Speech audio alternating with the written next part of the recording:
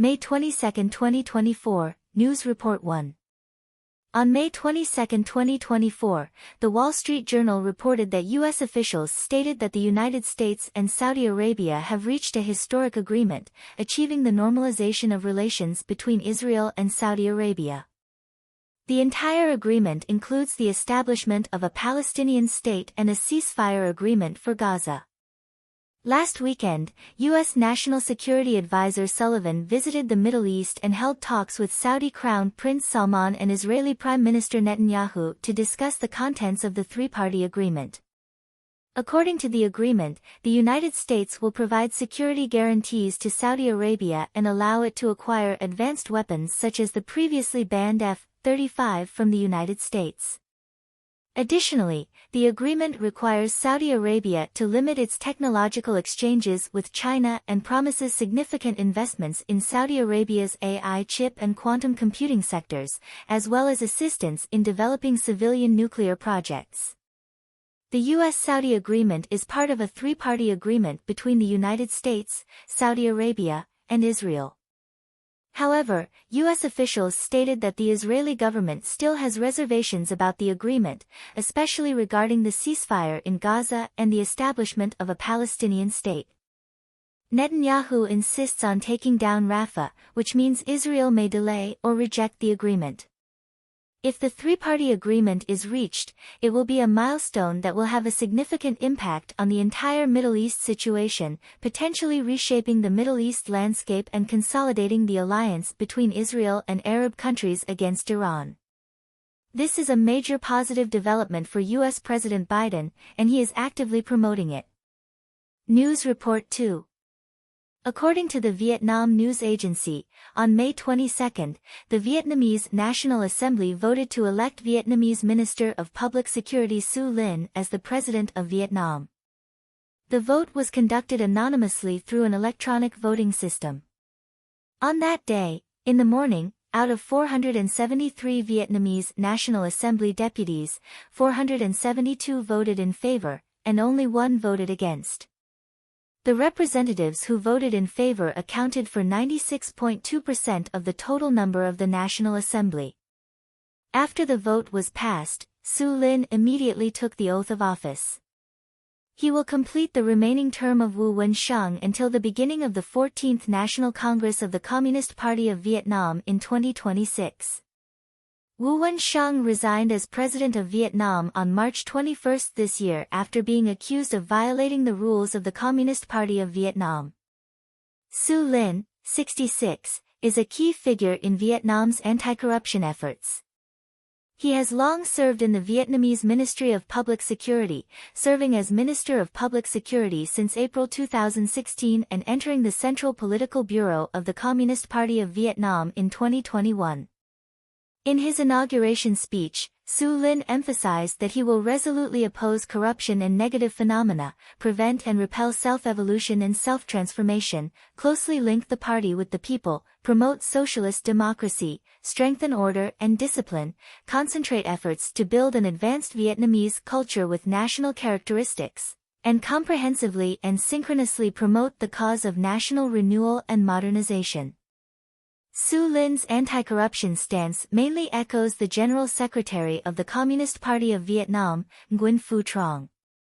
Su Lin has become one of the four major leaders in Vietnam after taking office, partnering with Nguyen Phu Trong. The other two are the Prime Minister and the Chairman of the National Assembly. In recent years, Vietnam has actively carried out anti-corruption campaigns, with frequent changes in the top leadership. News Report 3. According to reports, the Kuomintang, KMT, and the Democratic Progressive Party, DPP, jointly forced through the Parliament Reform Act in the Legislative Yuan, triggering protests by 30,000 Taiwanese citizens surrounding the Legislative Yuan.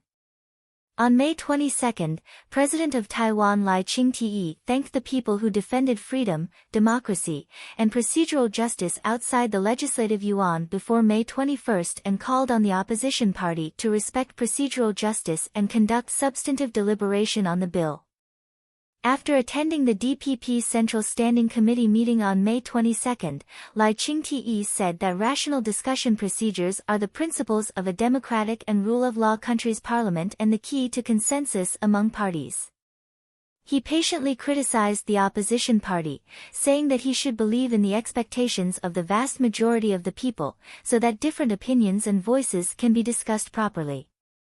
A key provision of the Parliament Reform Act is to require the President to report to the Legislative Yuan and accept interpellation by legislators, which is considered to violate Taiwan's separation of powers system and infringe on the President's constitutional status. KMT Legislative Yuan Caucus convener Ko Chien-min said in a radio interview on May 22 that the DPP will propose a constitutional interpretation of the Parliament Reform Act. He criticized the KMT and the People's Party for blindly messing around and questioned whether they were going to question Lai Ching-te orally. Ko Chien-min emphasized that before a constitutional interpretation determines that the Parliament Reform Act is in line with the Constitution, Lai Ching-te will not go to the Legislative Yuan to report on the state affairs. Legislative Yuan President Han Kuo-yu announced the adjournment at midnight on May 22 and will continue to review the Parliament Reform Act on May 24. Civic groups participating in the demonstration have called on the people to protest again outside the Legislative Yuan on May 24. News Report 4. The funeral of Iranian President Raisi was held at Tehran University on May 22, with Iran's supreme leader also joining the funeral procession. The crowd on the scene wore black clothes and held Iranian flags and photos of Raisi. After the funeral, Raisi's body will be airlifted to his hometown of Mashhad for burial. International dignitaries attending Raisi's funeral include Pakistani Prime Minister Sharif, Russian State Duma Chairman Volokhin, Turkish Vice President Ilmaz, and Indian Deputy Prime Minister Dankar. China sent its highest-level representative, Vice Premier Zhang Gaoli, to attend Raisi's funeral. Chinese Foreign Ministry spokesperson Wang Wenbin announced on May 22 that Zhang Gaoli will attend Raisi's memorial service as a special representative of Chinese President Xi Jinping. China's every move in Raisi's death incident is of the highest standard. Raisi was nicknamed the Butcher of Tehran and was reportedly responsible for the execution of thousands of people. The Xi Jinping regime is very familiar with such behavior. When the news of Raisi's helicopter crash first came out, the Chinese Foreign Ministry spokesperson immediately expressed deep concern about Raisi's hard landing and wished him safe and sound, saying that China will provide all necessary support and assistance for rescue work. Xi Jinping sent a telegram to Iran on May 20, expressing deep condolences over Raisi's death, stating that Raisi's unfortunate death is a huge loss for the Iranian people and a loss of a good friend for China. News Report 5. The renminbi has fallen for 4 consecutive days, reaching a low of 7.2404 on May 22, breaking through 7.24 in onshore trading, with a closing price of 7.2396, down 26 basis points.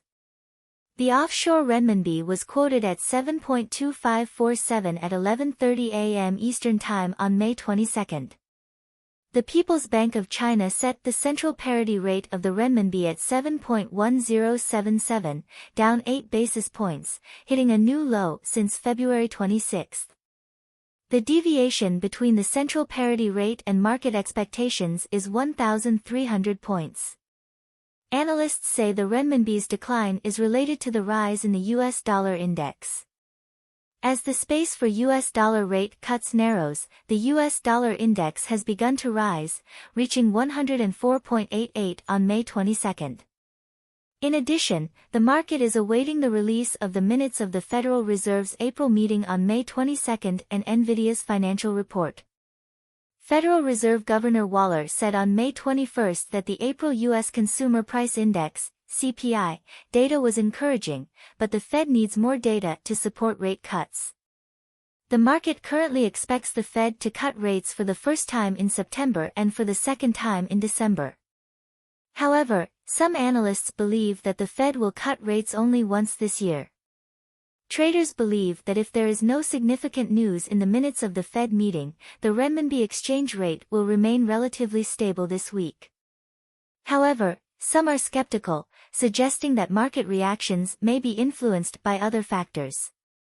News Report 6. According to DPA, the British Chamber of Commerce in China said on May 22 that British companies' operations in China will become more difficult in the next 5 years. Despite China's 48 measures introduced since August last year to boost foreign investment confidence, British companies have not seen any meaningful opening up. In fact, these measures have not effectively reduced regulatory barriers, but have made the situation more complex. In the current complex geopolitical environment, escalating trade tensions and increasing risks have further undermined British companies' confidence. According to data from China's Ministry of Commerce, foreign direct investment fell by 8% last year. However, Reuters' statistical analysis shows that China's foreign direct investment fell by 80% last year, to $33.1 billion, the largest drop since 1980.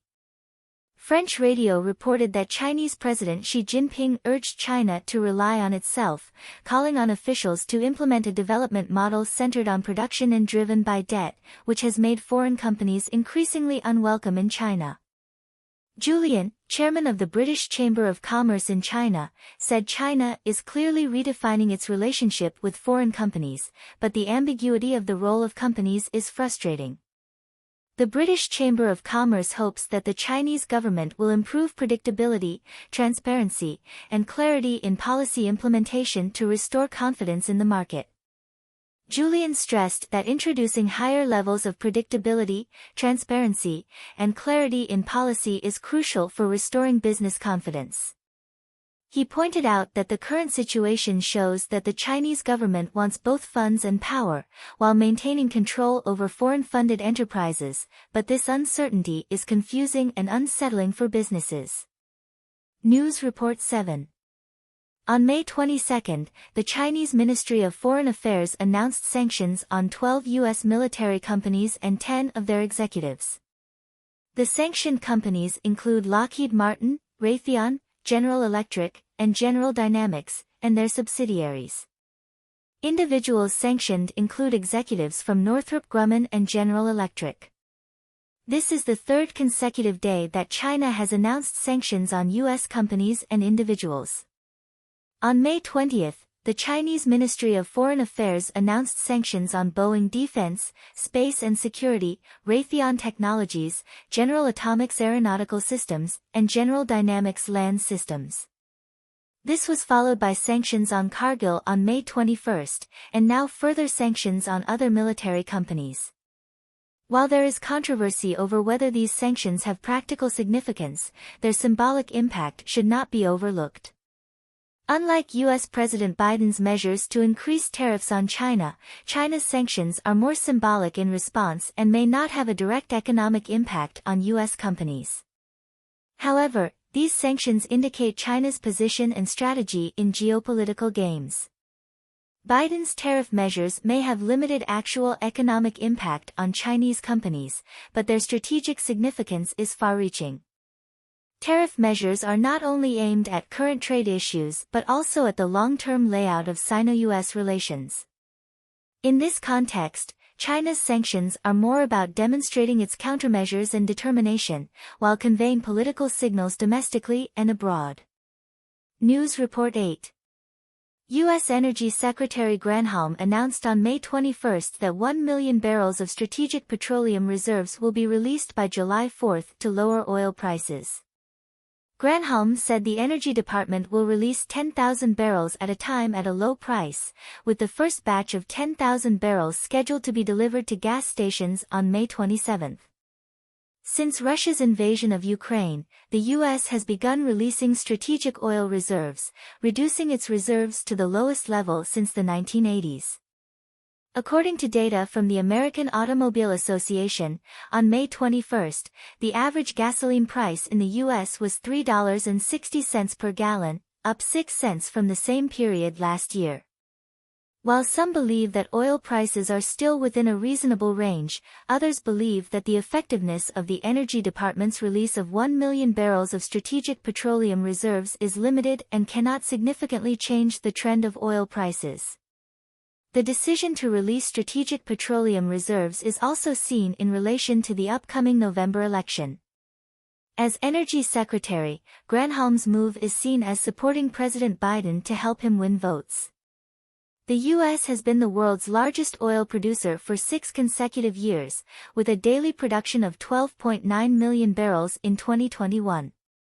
Russia and Saudi Arabia rank second and third, with daily productions of 10.1 million barrels and 9.7 million barrels, respectively.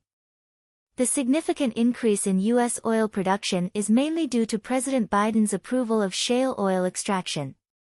According to statistics from the U.S. Department of Agriculture, in January this year, the U.S. extracted 9.69 million barrels of shale oil per day, almost equivalent to Saudi Arabia's national daily production.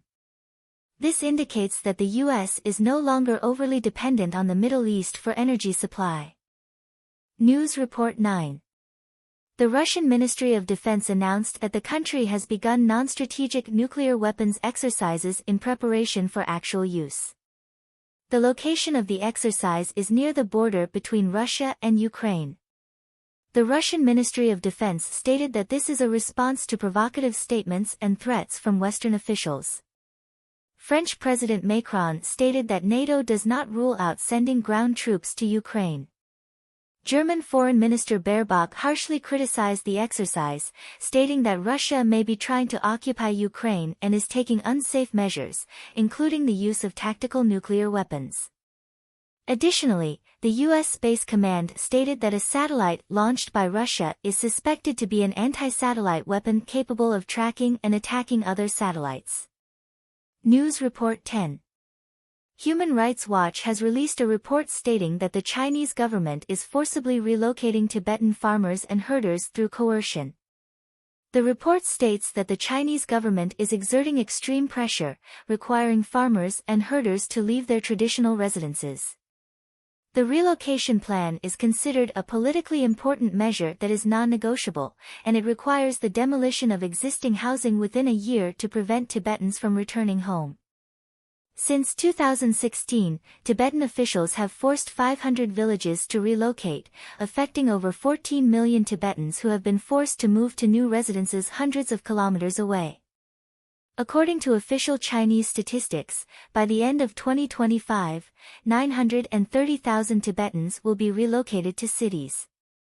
The report also points out that more than 4.5 million Tibetans, including over 3 million, have been forced to abandon their traditional farming and herding lifestyles and build houses in cities.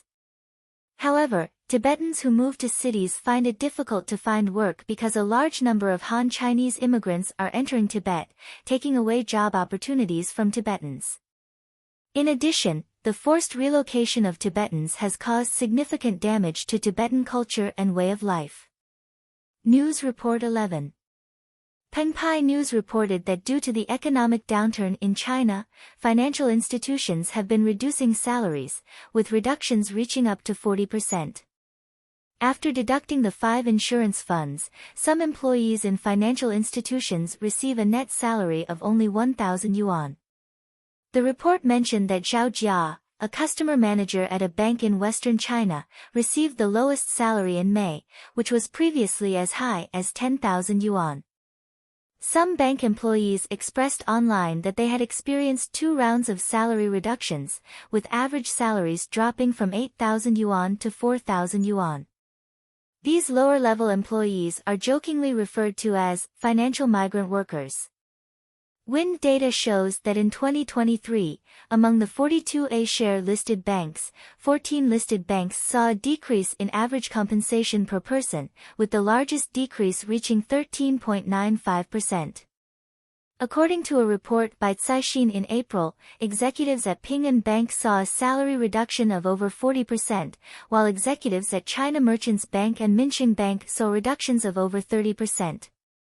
Moreover, several banks have even retroactively reclaimed salaries. As of the end of March this year, 7 banks have reclaimed performance pay from employees, totaling 52 million yuan. News Report 12.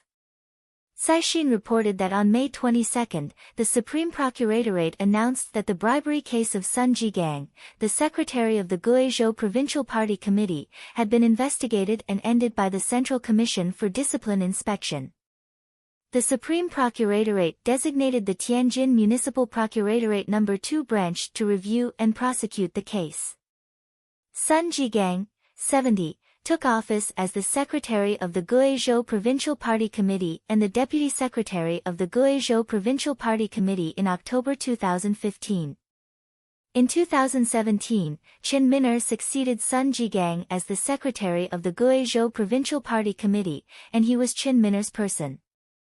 During his tenure as secretary of the Guizhou Provincial Party Committee, Sun Jigang announced in November 2020 that the last 9 counties in the area had completed poverty alleviation, and the entire province of Guizhou had achieved poverty alleviation.